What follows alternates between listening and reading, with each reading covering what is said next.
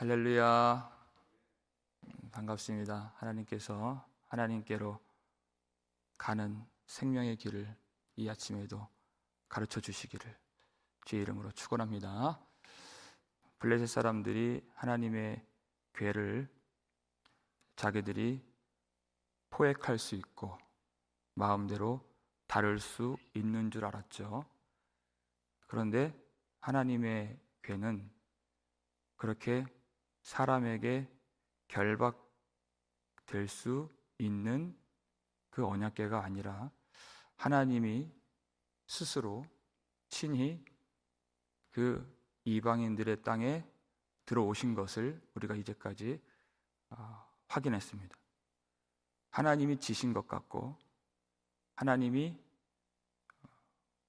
그렇게 약하게 보이는 그런 일을 통해서 하나님께서 기뻐하시는 뜻을 이루시고 구원이든 심판이든 하나님의 일을 완성하시는 그 방식이 바로 하나님의 통치 방식인 것입니다. 그 약하심, 그것이 십자가죠. 하나님은 그것으로 하나님의 영광을 나타내시고 하나님이 하실 일들을 이루신다는 것입니다. 그리고 그의 백성들도 그와 같이 그 약함과 낮아짐을 통해서 하나님의 능력을 입고 영광을 보게 되는 것입니다. 그것이 우리의 삶의 방식이라는 것이죠. 고린도후서 13장 4절 함께 읽겠습니다. 그리스도께서 약하심으로 십자가에 못 박히셨으나 하나님의 능력으로 살아계시니 우리도 그 안에서 약하나 너희에게 대하여 하나님의 능력으로 그와 함께 살리라. 아멘. 이 아침에 우리 구주 예수 그리스도 죽으신 그 약해 빠진 그리고 그 수치스러운 십자가를 보는 자들이 과연 누구입니까? 우리는 그 속에서 하나님의 능력을 보는 사람들입니다. 그래서 십자가 앞에 나왔습니다. 십자가에 감추어진 하나님의 영광을 우리가 아는 사람들입니다. 그래서 우리도 그와 같이 주님이 가신 그 결박당하시고 수치당하시고 약해지시고 낮아지신 그 길로 우리도 믿음으로 들어갈 수 있는 것입니다. 그 죽음이, 그 약함이 하나님의 강력이요, 하나님의 능력이요, 하나님의 부활의 영광인 줄 알고 우리도 그와 같은 삶의 방식으로 주님께 나아가야 한다. 우리가 은혜를 받으면 하나님의 은혜에 결박이 됩니다.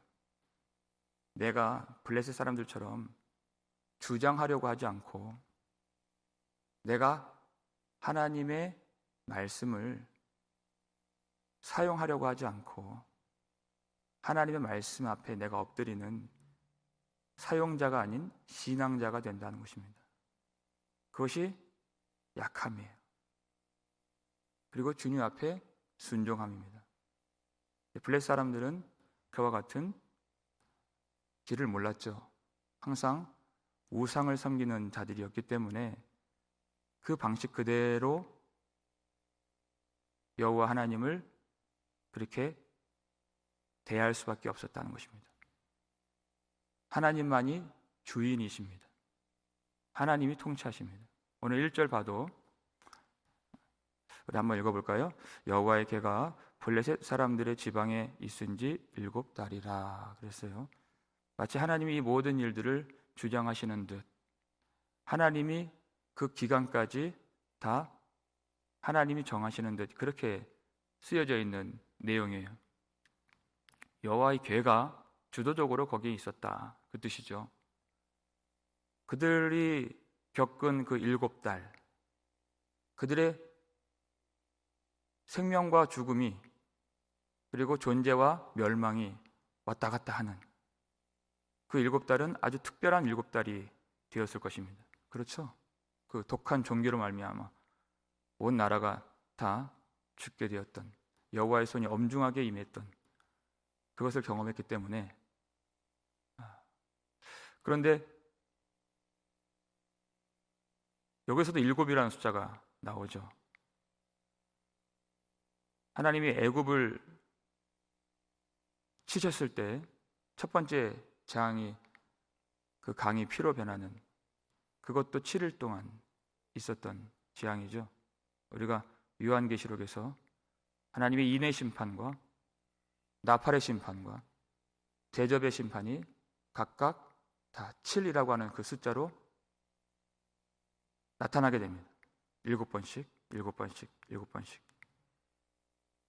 이 여호와의 손이 엄중하게 임하는 이 7달의 기간은 하나님이 주장하시고 하나님이 완전하게 하나님의 능력을 나타내신 그 일이라 우리가 해석을 할 수 있는 것입니다.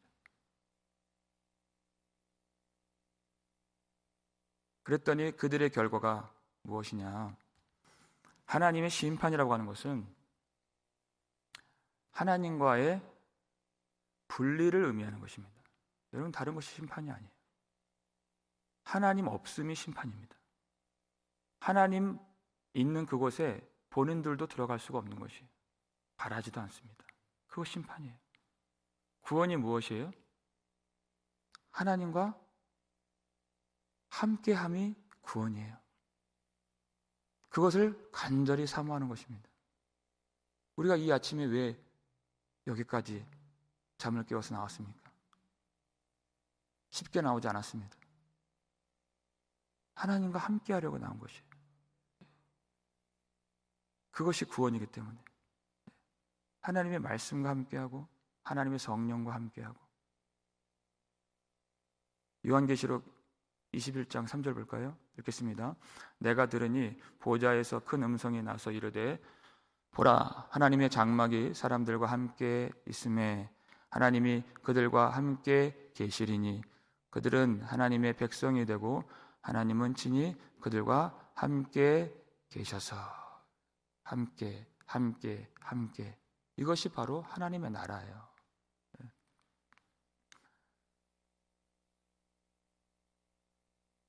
여러분, 함께 한다는 것이 무엇입니까?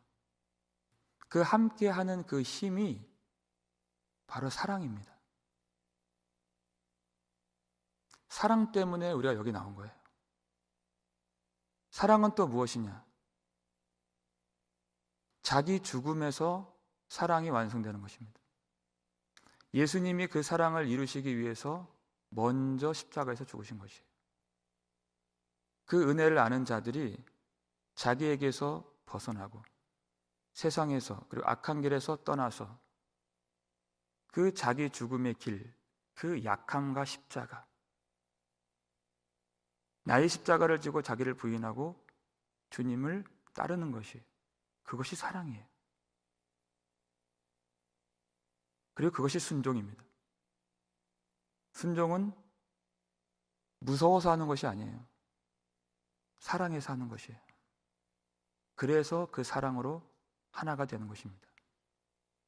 그런데 이 블레셋 사람들은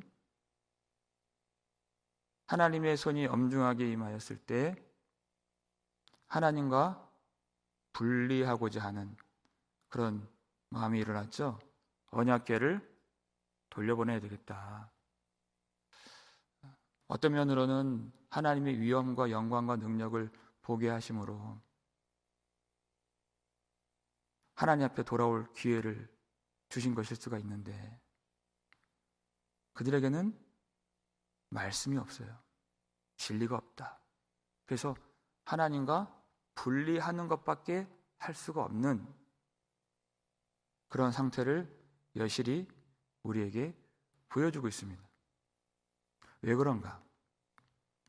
오늘 2절 말씀 볼까요? 읽겠습니다.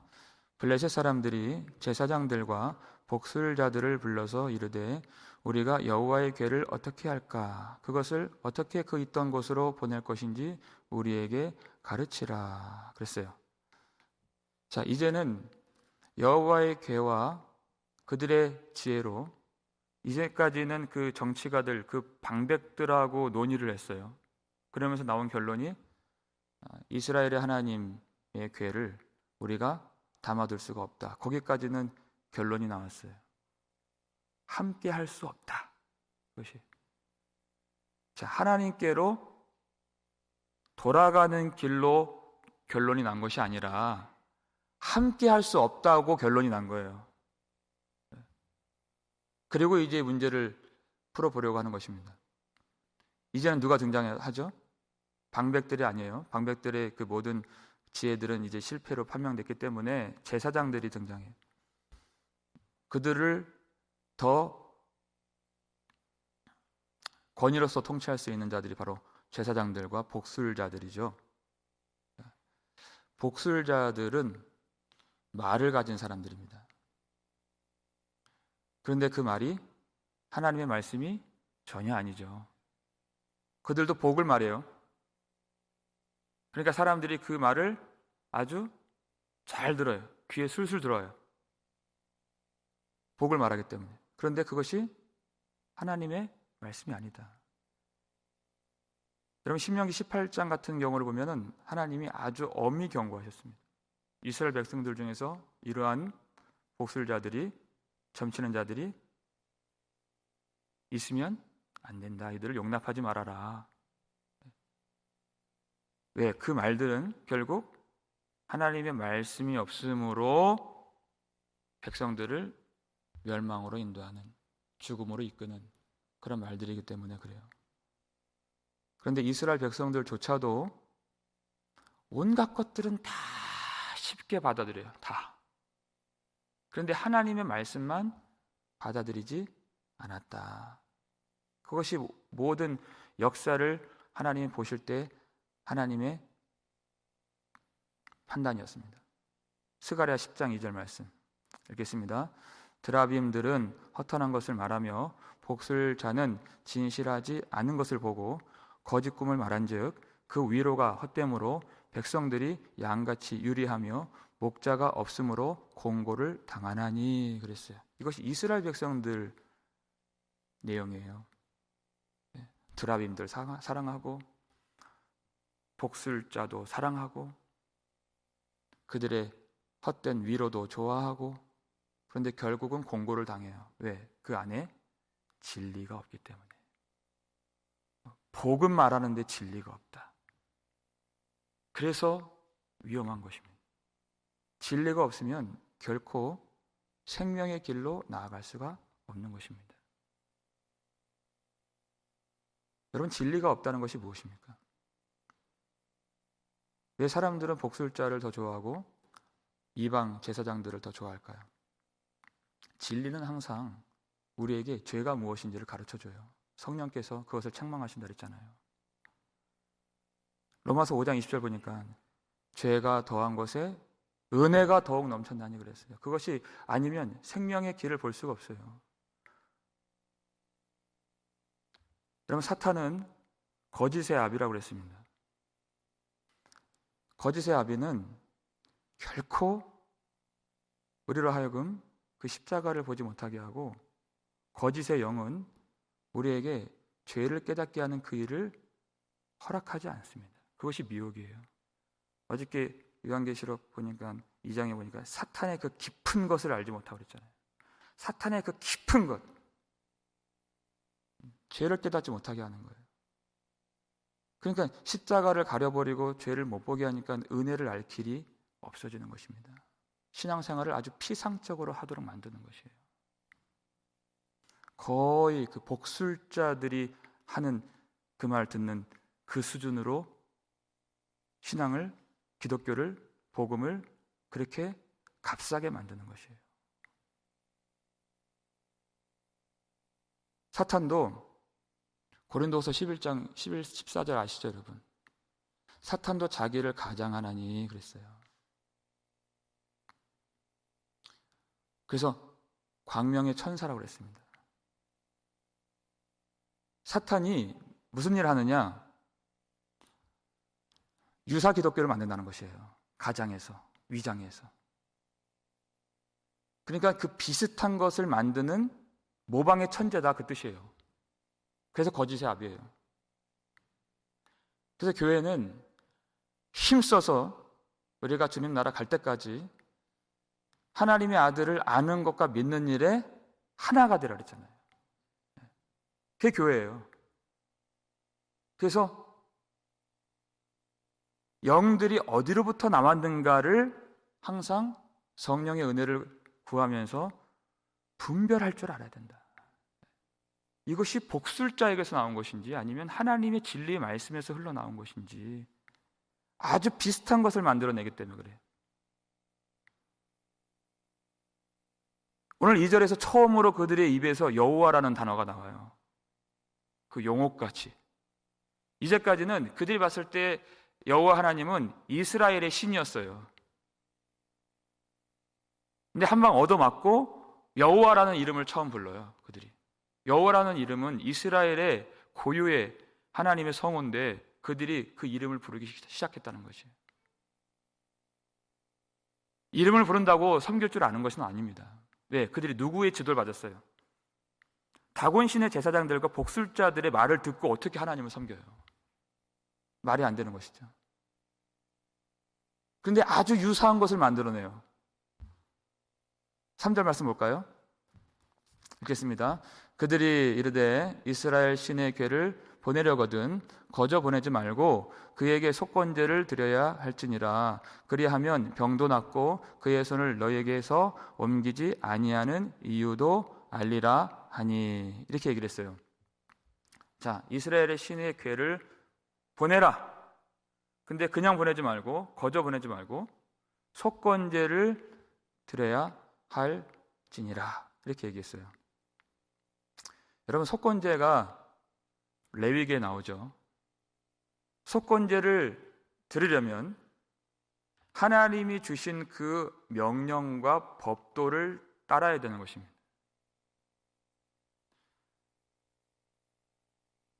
그런데 이들이 어떻게 속건제를 드렸습니까? 4절에 보면은 이런 말씀이 나와요. 그들이 이르되 무엇으로 그에게 드릴 속건제를 삼을까 하니 이르되 블레셋 사람의 방백의 수요대로 금 독종 5과 금 쥐 5마리라야 하리니. 이렇게 되어 있어요.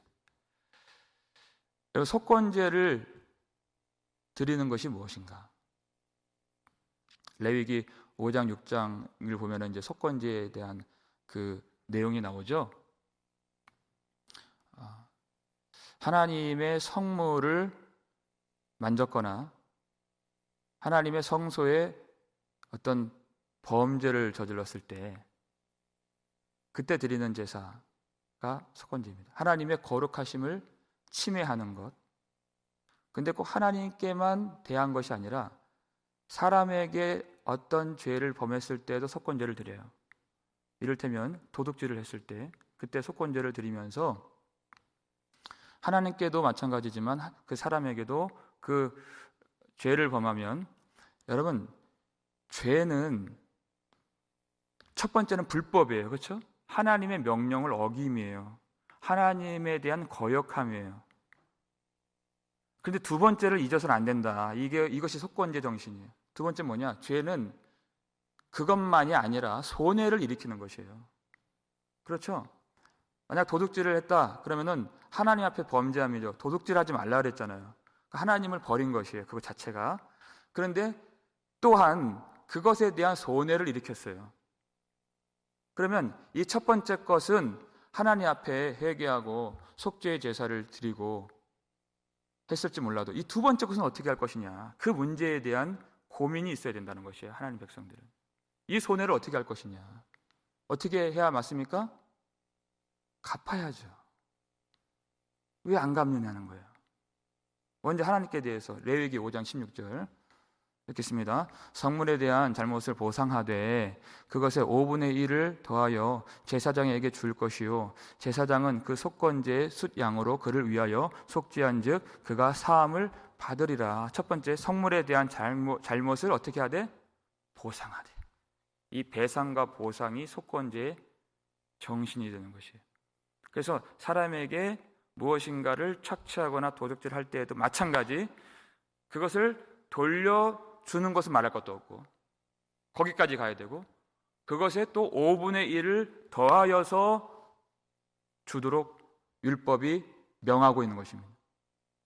이것이 속건제의 정신입니다. 반드시 그것을 갚아야 한다. 갚아야 한다. 자, 여기서부터 이제 좀 문제를 우리가 한번 생각해 봅시다. 죄라고 하는 것은 하나님께 대한 범죄요, 동시에 하나님 것에 대한 손해를 일으킨 것이다. 그런데 그것을 어떻게 배상할 것인가? 죄는 결국 하나님의 아들을 십자가에 못 박은 것입니다. 너희가 십자가에 못 박은 예수를 하나님이 주와 그리스도가 되게 하셨느니라. 이게 죄예요. 그러면 하나님의 아들을 죽인 것에 대한 배상은 어떻게 하겠습니까?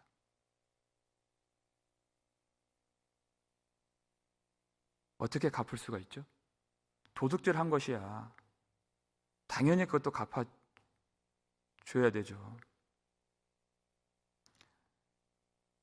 그런데 원천적으로 이 죄는 우리가 갚을 수 있는 것이 아니에요.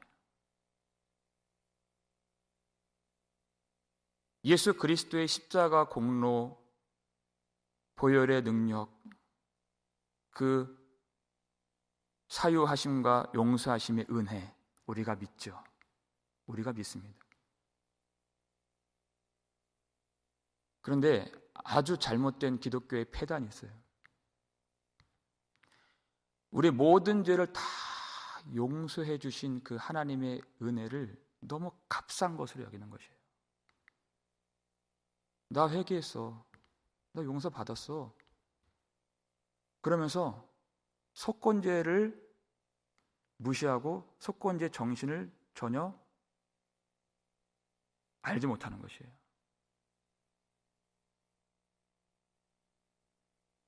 그렇다면 이제 갚아야 되는 것이에요. 예수 그리스도의 십자가의 공로 안에서 모든 죄 용서받았습니다. 그래서 우리는 더 이상 죄에 묶인 사람들이 아니에요. 죄의 종이 아닙니다. 모든 죄의 짐, 죄의 빚 다 탕감받았습니다. 근데 사도 바울이 얘기해요. 그래서 우리는 은혜의 빚진 자입니다. 죄의 빚은 다 탕감받았어요. 이제는 은혜의 빚진 자로서 주님을 섬기는 것입니다. 우리 갚을 수 없어요. 늘 울어도 그 큰 은혜 다 갚을 수 없네. 나 주님께 몸 바쳐서 주의 일 힘쓰리. 이제 우리가 묶인 것이 전혀 그 주체가 달라졌다. 마귀에게 묶인 것이 아니고 죄에 묶인 것이 아니에요. 우리 자유를 얻었어요. 자유를 얻었기 때문에 주님을 따라갈 수가 있는 것입니다. 주님께 순종할 수 있는 것입니다. 내가 죄를 갚겠다고 하는 것이 아니에요. 죄를 갚을 수가 없어요. 그것처럼 교만한 것이 없어요. 어떻게 우리가 죄를 갚습니까? 하나님의 아들 죽인 것을 어떻게 갚아요? 못 갚아요. 그렇지만 이제는 은혜에 빚진 자가 되어서 눈물로도 못 갚는 그 은혜를 깨닫고 그 은혜를 값싸게 여기지 아니하고 날마다 주의 일 힘쓰는 자들이 되어야 하는 것이에요. 그것이 속건제 정신이에요. 그리고 다른 사람에게 범죄한 것, 내가 하나님께 범죄한 것은 그것은 또 다른 사람에게 범죄한 것이에요. 하나님 나라 전체적인 그 관점에서 손해를 일으켰기 때문에 내가 하나님께 범죄한 것은 우리 가족에게 범죄한 거예요. 우리 교우들에게 범죄한 것이에요. 내가 하나님을 바라보지 못한 순간 우리 가족들이 그렇게 피눈물을 흘리면서 살아왔던 것이에요. 그럼 어떻게 해야 됩니까? 하나님께는 내가 그것을 내가 다 못 갚아도 사람들에게는 갚아야죠. 그래서 삭개오가 예수님 만나고 나서 내가 내 재산을 절반을 다 팔아서 가난한 자들에게 주겠사오며 그렇게 얘기한 것이에요. 이게 속건제예요. 그리고 내가 속여 빼앗은 것이 있다면 내 갑절로 갚겠나이다, 갚겠나이다, 이 보상이 나오는 것이에요. 그걸 잊지 않아요. 내가 회개했습니다. 내가 예수를 믿습니다. 여기서 끝! 이것이 아니라 이제부터 내가 갚을 수 없는 하나님의 은혜에 감격하여서 주의 일에 힘쓰면서, 그리고 하나님의 나라를 위해서, 하나님의 백성들을 위해서, 이 거룩한 공동체를 위해서 내가 갚아나가겠습니다. 회복의 공동체로 내가 되도록 섬기겠습니다. 더 이상 나만을 아는, 내가 속여 빼앗고 하나님의 것이든 사람의 것이든 내가 빼앗는 그런 주체가 되지 않겠습니다. 근데 이들이 속건제를 드리려고 하는 이유가 무엇이에요? 병이 낫는 것, 그리고 하나님이 왜 이렇게 했는가, 그것을 시험해 보기 위해서. 제사를 드리는 목적 자체가 오로지 어디에 있어요? 속건제 정신으로 하나님을 바라보고 공동체를 섬김에 있는 것이 아니라 여전히 나 자신에게 있는 것이에요. 이것이 복술자들이 알려주는, 진리 없는 자들이 알려주는 그 삶의 방식이라는 것이. 외형은 예배예요. 외형은 제사예요. 그런데 그 안에 생명이 없고 하나님이 받으실 만한 진정한 예배가 없는 것이에요. 사탄도 복술자도 속건제를 드리라고 하는 거예요. 하나님을 생각함이 전혀 없는 것입니다. 그저 내가 고통스럽지 않고 내 인생의 문제만 해결되는, 그러니까 교회도 안 보이고 하나님이 보이지 않고 하나님의 마음이 보이지 않는 거예요.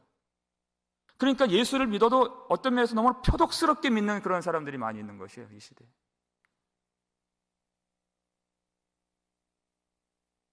절대 우리 교회에서는 그런 일이 있어서는 안 되지만,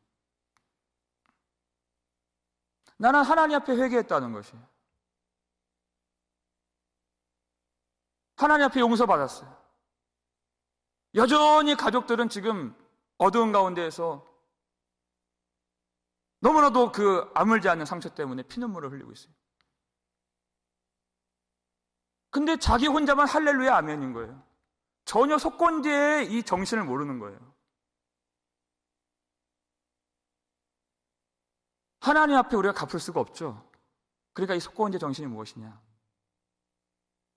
내가 하나님 앞에서 모든 죄를 다 용서받았기 때문에 마땅히 당당하게 사는 것이 아니라 상한 심령으로 사는 거예요. 여러분, 그것을 아셔야 됩니다. 고개를 들 수가 있어요, 없어요? 고개를 못 드는 거예요. 은혜가 임하면 고개를 못 들게 되어 있습니다. 그것이 정말 용서를 받은 것이에요. 그 전에는 하나님의 마음을 몰랐어요. 하나님이 아들을 주신 그 마음을 몰랐다는 것이에요.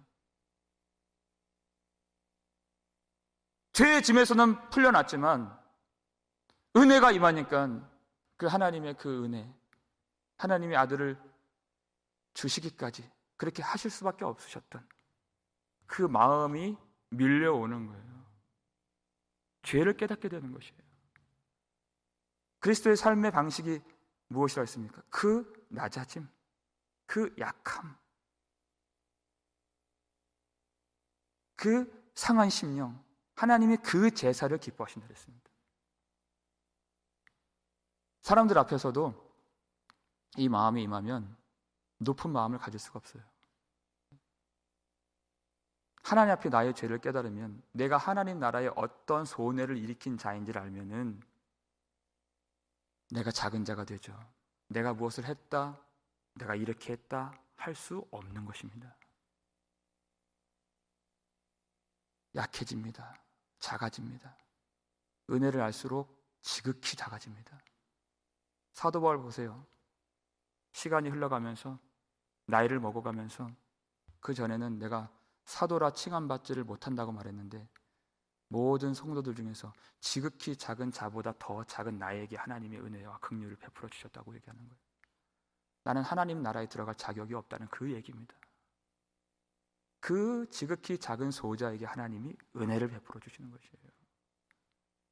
죄를 알면은 어떻게 내가 고개를 빳빳이 들고 내가 했다고 말할 수 있습니까? 아무리 수고를 해도 우리는 갚을 수가 없는 것이에요. 그 상한 심령, 그 약해짐, 그 속에서 하나님의 마음을 아는 자가 되어야 한다. 그래야 주님을 온전히 의지할 수가 있고 공동체를 회복의 공동체로 우리가 섬길 수가 있는 것입니다. 그 낮은 마음이 아니면 우리는 걸어다니면서 대화를 하면서 열심히 섬기면서 오롯이 상처만 주고 살아가는 것이에요. 그렇게 해서는 안 됩니다. 이 성령께서 진리 안에서 주시는 이 속건제의 정신을 우리가 온전히 깨닫고 그저 외형만, 그 모양만, 내가 할 바 다 했으니, 내가 회개했으니 무엇이 문제랴? 아닙니다. 그런 피상적 회개를 뛰어넘어서 성령께서 우리에게 주신 참 회개, 하나님의 마음을 알고 나의 죄를 깨닫고 십자가의 의미를 정확하게 알아서 하나님 앞에서 가난한 자의 마음으로 은혜를 구하고 성령을 쫓아 행하실 때 주님께서 이 교회에 풍성한 회복의 은혜를 더하시고 우리에게 눈물로써 주님을 더 잘 섬길 수 있는 지혜와 힘과 은혜를 우리 심령에 충만하게 베풀어 주실 줄 믿습니다. 기도하겠습니다. 아버지 하나님, 감사를 드립니다. 이 아침에 우리로 진정으로 하나님을 섬기는 길을 다시 한번 알려주시고 가르쳐 주심에 감사드립니다. 하나님, 나의 헌신과 나의 예배가 아무리 높고 크고 귀한 것이라 할지라도 주님 앞에서 우리가 내세울 것이 없사오니 다만 예수 그리스도 십자가의 보혈만 의지합니다. 우리를 불쌍히 여겨 주옵소서. 나의 것이 하나님의 영광을 가리지 않도록 도와주시고 내가 회개했다 하여서 다른 사람들을 돌아보지 않고 하나님의 마음을 전혀 헤아리지 않는 그런 허망한 자로 살지 않도록 도와주시옵소서. 그런 마음 굳은 자로 살지 않도록 도와주시옵소서. 예수 그리스도처럼 약하심으로 십자가 지셨던 것처럼 우리도 그 낮은 자리에서 나의 십자가를 지고 주님이 명하시는 그 길 사랑으로 순종하며 따라갈 수 있도록 도와주시옵소서. 굳은 마음, 높아진 생각들, 교만한 마음들 다 낮춰 주시고 오늘 진정으로 주님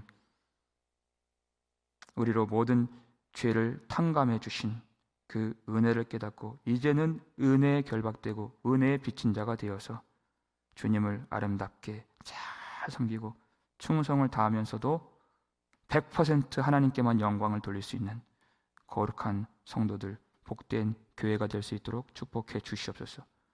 그렇게 주님께 온전히 나아가는 모든 자들 건강을 지켜주시고 마음에 은혜를 부어주시고 가정을 주님이 통치해 주시고 삶의 모든 부분에서 하나님의 풍성한 복이 임하도록 역사해 주시옵소서.